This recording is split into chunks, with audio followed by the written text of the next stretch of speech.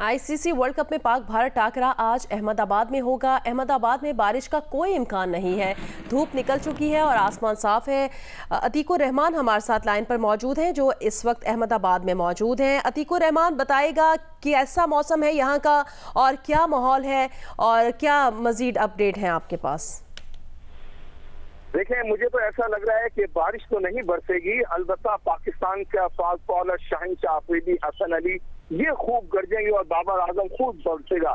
आज इन लोगों के पाकिस्तानी खिलाड़ियों के मूड मुझे गरजने और बरसने के नजर आ रहे हैं। अलबत्ता जहां तक आपने अहमदाबाद के मौसम की बात की, ह्यूमिडिटी तो यहाँ पर मौजूद है, क्योंकि कल रात हम जब यहाँ पे पहुंचे तो उस वक्त भी हवा का बहुत शदीद कम दबाव था, लेकिन बारिश के हम सुबह उठे तो यहाँ पे धूप निकली हुई है, बादल हमें दूर तक नजर नहीं आ रहे, तो बारिश के इम्कान तो यहाँ नजर नहीं आ रहे। और जहां तक आपने कि यहाँ किस तरह का माहौल है, तो सुबह भी हुई है, अभी मैच को शुरू होने में खासा टाइम है, लेकिन हम देख रहे हैं यहाँ पर फैंस जो है क्रिकेट के दीवाने मतवाले वो यहाँ नजर आ रहे हैं सड़कों पर, क्योंकि हर कोई चाह रहा है कि वो जल्दी से जल्दी स्टेडियम पहुंच जाए, ऐसा ना हो कि बहुत ज्यादा रश हो जाए और फिर उन्हें अंदर जाने में मसाइल हो। और हमने यहाँ पे कुछ फैंस से मुलाकातें भी की, बात भी की, उनका ये कहना था कि हम तो रात सोए नहीं, अगर सो जाते तो सुबह उठना मुश्किल हो जाता, तो हम इस वजह से तैयारी पकड़ के सीधा नरेंद्र मोदी स्टेडियम का रुख कर रहे हैं। और यहाँ सड़कों पे हम देख रहे हैं, ऑटो में हम देख रहे हैं, बसों में हम देख रहे हैं, भारतीय फैंस, पाकिस्तानी फैंस चौक पर चौक स्टेडियम का रुख कर रहे हैं। जी बहुत शुक्रिया अतीकुर रहमान, आपसे मजीद अपडेट भी वक्तन फवक्तन लेते रहेंगे। अभी आपको बराह रास्त लिए चलेंगे लाहौर, जहां पर मुस्लिम लीग नून के रहनुमा इस वक्त मीडिया से गुफ्तगू कर रहे हैं। वो राह तक रही है जिसने हमेशा पाकिस्तान की आवाम से महंगाई का खात्मा किया, जिसने हमेशा पाकिस्तान के नौजवान को रोज़गार दिया।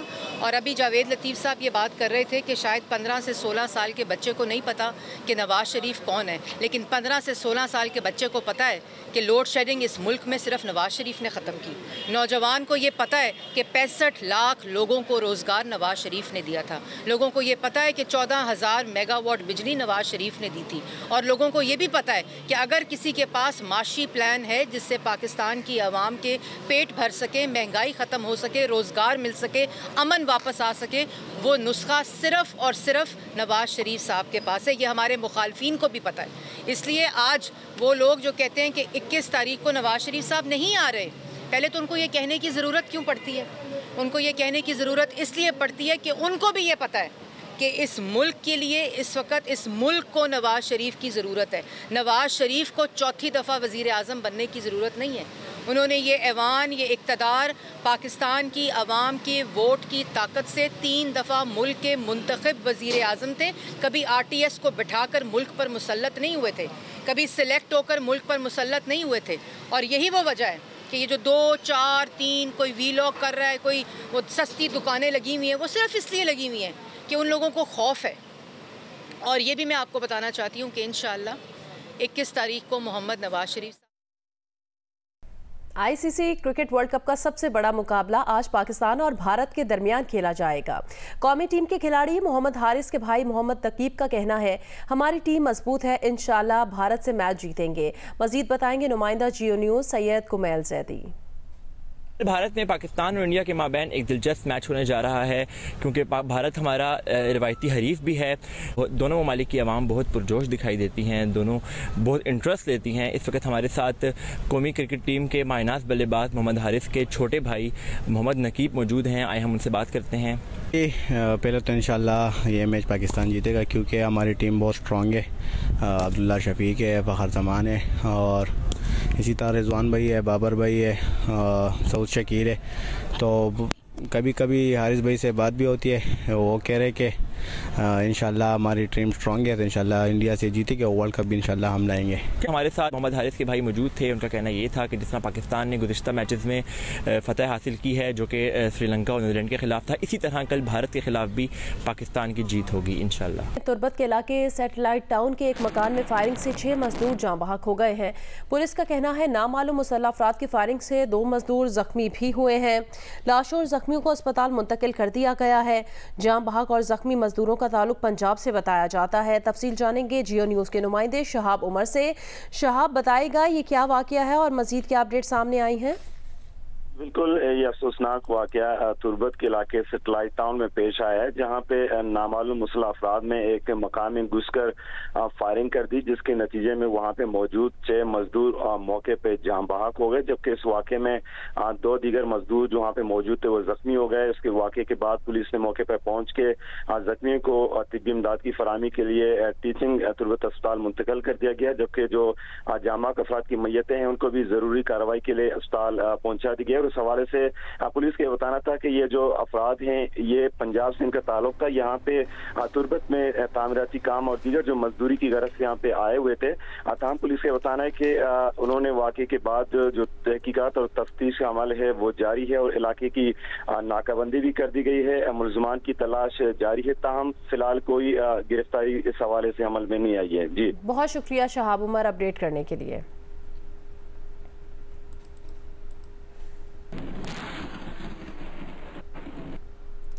आगे बढ़े, खबर दें, इस्राएली फौज फलस्तीनियों की नस्ल कुशी पर उतर आई है।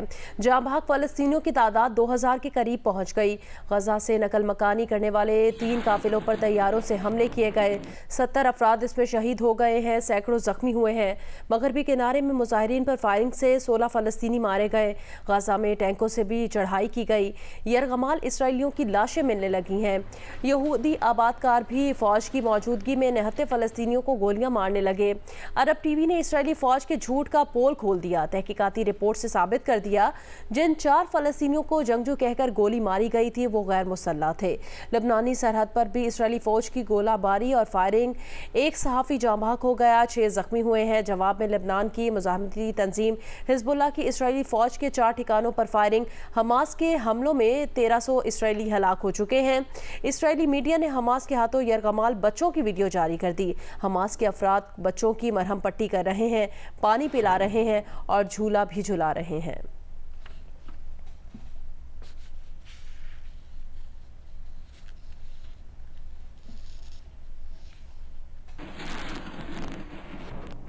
इसराइल के पोर्ट सिटी हैफा के ऊपर 2 मुमकिना ड्रोन्स या रॉकेट्स को मार गिराया गया।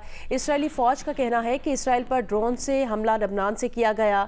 जवाबी कार्रवाई में हिजबुल्लाह के ठिकानों को निशाना बनाया गया। इसराइली फौज ने दावा किया कि लबनान से शिमाली इसराइल में ड्रोन दाखिल हुए। इसराइली फौज ने हमास के 2 रहनुमाओं को नाब्लस से गिरफ्तार करने का दावा किया है। तर्जुमान के मुताबिक हमास के रहनुमा शेख अदनान और अहमद अवाद को गिरफ्तार किया गया। दूसरी तरफ अमेरिका के F-15 तैयारे मशरिक़ वस्ता पहुंचा दिए गए हैं।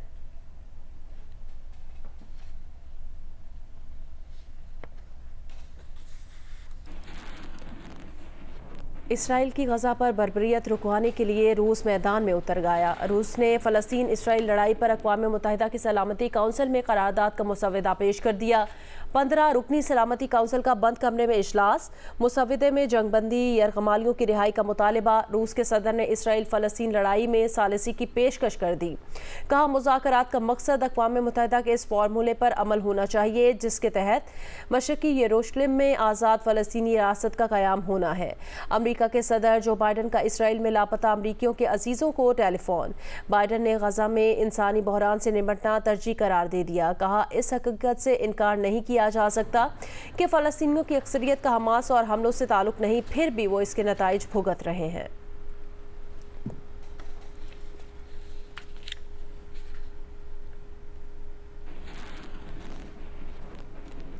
अक़वाम मुत्तहिदा के सेक्रेटरी जनरल एंटोनियो गुतेरेस ने कहा कि इसराइल का गजा से फ़लस्तीनियों के इनखला का हुक्म ख़तरनाक और तशवीशनाक है। इंतहाई मुख्तसर नोटिस पर बड़े पैमाने पर इनखला के तबाकुन इंसानी असरात मुरतब हो सकते हैं। एक बयान में अक़वाम मुत्तहिदा के जनरल सेक्रेटरी ने कहा कि इनखला के हुक्म में कम अज़ कम 11 लाख फ़लस्तीनियों पर लागू होगा। मुतासिरा इलाके पहले ही इसराइली मुहासरे और बमबारी की जद में हैं। मुतासिरा फ़लस्तीनी इलाके ईंधन, बिजली, पानी, खुराक से भी महरूम हैं। मुख्तसर अरसे में बड़े पैमाने पर इनखला मुमकिन नहीं होगा। मुतासिरा इलाकों में अक़वाम मुत्तहिदा के स्टाफ मेंबर भी मौजूद हैं। लोगों को स्कूल्स, हेल्थ सेंटर्स और क्लिनिक्स में भी रखा गया है। गजा की तकरीबन आधी आबादी 18 साल से कम उम्र अफराद पर मुश्तमिल है।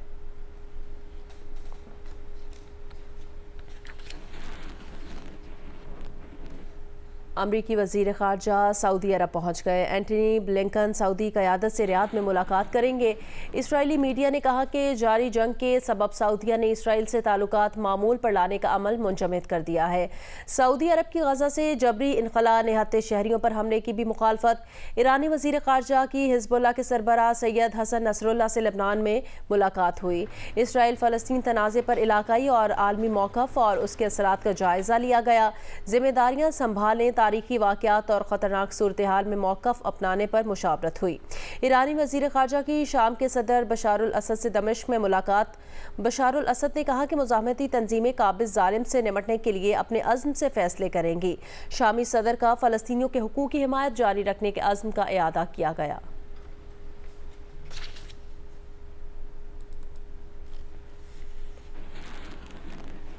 मज़लूम फ़लस्तीनियों की हिमायत में अमरीका से अफ्रीका, एशिया से यूरोप तक मुख्तलिफ ममालिक में एहतजाज किया गया। न्यूयॉर्क के टाइम स्क्वायर पर हज़ारों अफराद का मज़लूम फ़लस्तीनियों के साथ इजहार यकजहती के लिए रैली निकाली गई। सिटी यूनिवर्सिटी न्यूयॉर्क के तलबा भी फ़लस्तीनियों की हिमायत में निकले। रैली के शुरका ने फ्री फ़लस्तीन के नारे लगाए। ऑक्सफर्ड में फ़लस्तीन में इसराइली बमबारी के खिलाफ एहतजाज किया गया। मुजाहरे में हर रंग और नस्ल के सैकड़ों अफराद ने शिरकत की। इटली में भी सैकड़ों अफराद फ़लस्तीनियों की हिमायत में सड़कों पर निकल आए। जर्मनी के शहर म्यूनिख में पाबंदी के बावजूद सैकड़ों अफराद इसराइली जारहियत के खिलाफ सड़कों पर निकले। फ्रैंकफर्ट में फ़लस्तीन की हिमायत में रैली पर समाजी कारकुन गिरफ्तार कर लिए गए। तुर्की में भी फ़लस्तीनियों से इजहार यकजहती किया गया।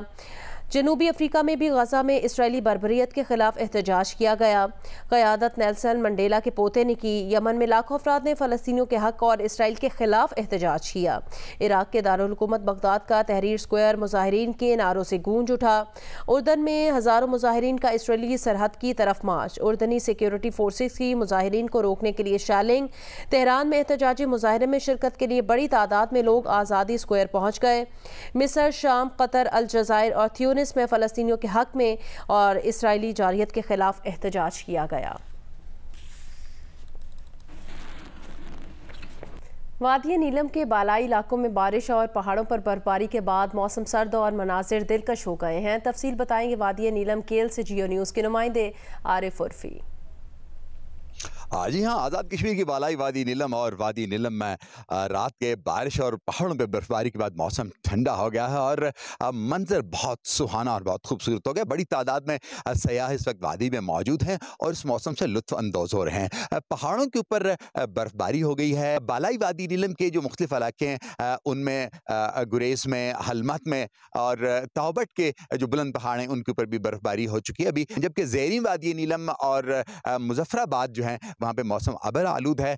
इसी तरह बाग और रावलाकोट में जो है वो भी मौसम की जो सूरत हाल है वो अगरचे रावलाकोट में ठंड है लेकिन मौसम अबर आलूद है। और महकमा मौसमियात का ये कहना है कि आइंदा एक आध रोज़ में बारिश का ये जो सिलसिला है और पहाड़ों पर बर्फबारी का जो सिलसिला है ये जारी रहेगा और सर्दी में इजाफा होने का इम्कान है।